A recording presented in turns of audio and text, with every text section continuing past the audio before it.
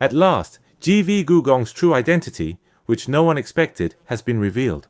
Until recently, we could only guess the design because it was covered with a thick camouflage cover, but now the thick black camouflage cover has finally been removed. Since we can now see the character lines, including the silhouette, if they just add the paint, it will become a production car.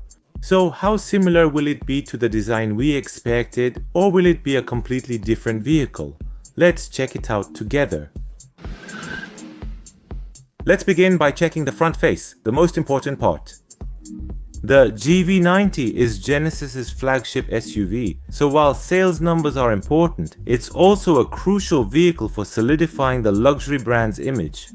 That's why even the front face is different. The new design centers on Genesis's signature two-line look. Up until now, it was only applied to the headlamps, but on the GV90, the new wing face design boldly extends all the way into the grille for the first time. With the cover off and camouflage tape applied, most design elements are visible, but the new V-shaped two-line wing face isn't clear. I think it's probably around here. But through the parting line you can clearly see what design will be released. It's right here. In the concept, we could see a new design with a slim look. But in the mass-produced vehicle, it became a bit thicker. There seems to be a reason for that. The MLA headlamp also functions as a turn signal, so I think that's why it got a bit thicker. Seeing a car with this design on the road might surprise you. For other electric vehicles, this is often called a futuristic look. But I don't think the GV9 is on that level. With a new design that feels like it brings the distant future a bit closer, just seeing this kind of car moving on the road is sure to draw attention. And there's a design element that's unexpected, the lower grille pattern. If you look closely, you'll see that the upper grille pattern and the lower grille pattern are different. But in Genesis vehicles, there was a difference in grille design between the normal version and the higher performance coupe models. The grille you're looking at now is from the coupe. The two-layered design with overlapping lines was the design for the normal vehicles. You can also see this design on the mass production test vehicles. If that's the case, the GV90 would be a vehicle that has both elegance and sportiness at the same time.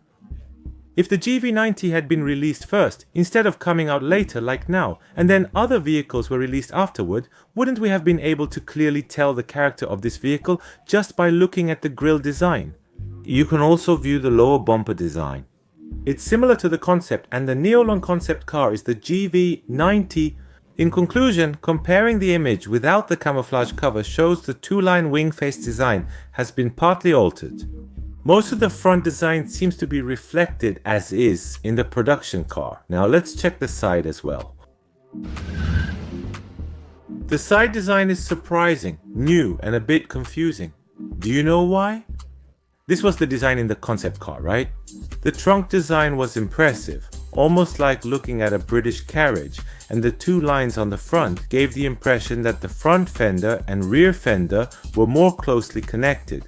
With the camouflage cover removed, the side design appears somewhat similar but also quite different. This is because of the trunk design that extends from the roof to the rear. When you look at it from above, it looks a bit like an SUV and also a bit like a minivan. What do you guys think? The Palisade, which represents SUVs, has a much steeper design from the roof to the trunk. It's very different from this kind of design. With the Carnival minivan, you can definitely see that the rear window is more upright.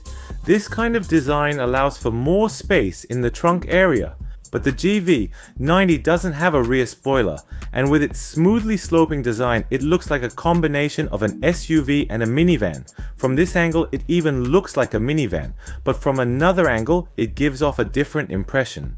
I've seen the concept car in person several times, and I'm wondering if the side profile feels a bit different between the concept and the production model.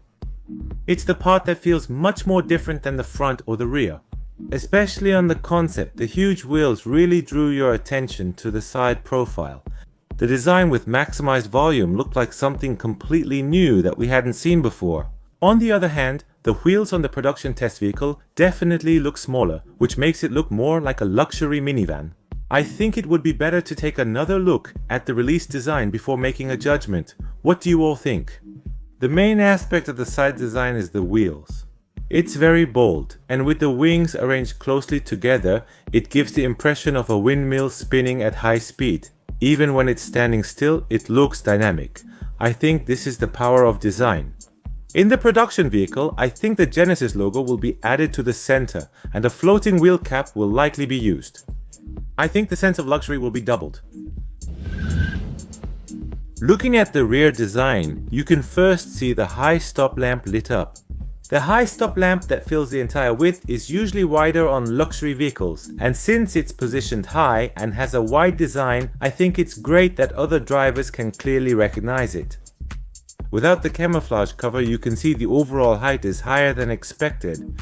One thing that's different from previous Genesis vehicles is that, just like the front, you can see that the two-line design has been extended all the way to the center. For the previous GV80, the tail lamps and the section between them are separated. Here, Genesis lettering is provided, and since the rear design has already been revealed once before, we could see that the two-line design is connected.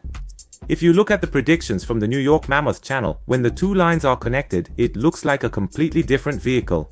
The renderings add more imagination, featuring a two-tone color scheme in various colors on the top and bottom. You can see a stylish design that almost looks like something from a Maybach vehicle. Domestic manufacturers have never provided this type of painting, but if it's the GV90, it could be offered as an option like the Bespoke.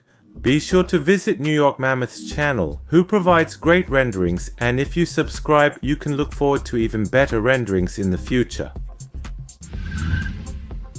With launch near, the thick camouflage cover has been fully removed. The camouflage tape vehicle being seen means the release date is near. However, unfortunately, it is said that the release will be a bit later than the previously announced schedule. The original plan was to unveil it at the end of this year and release it in the first half of next year. However, reports say this schedule has been gradually delayed. As for external reasons, since the demand for electrification is uncertain, most manufacturers that had declared a transition to electrification are quickly revising their strategies. Because of this, there are talks that the release will be delayed even further.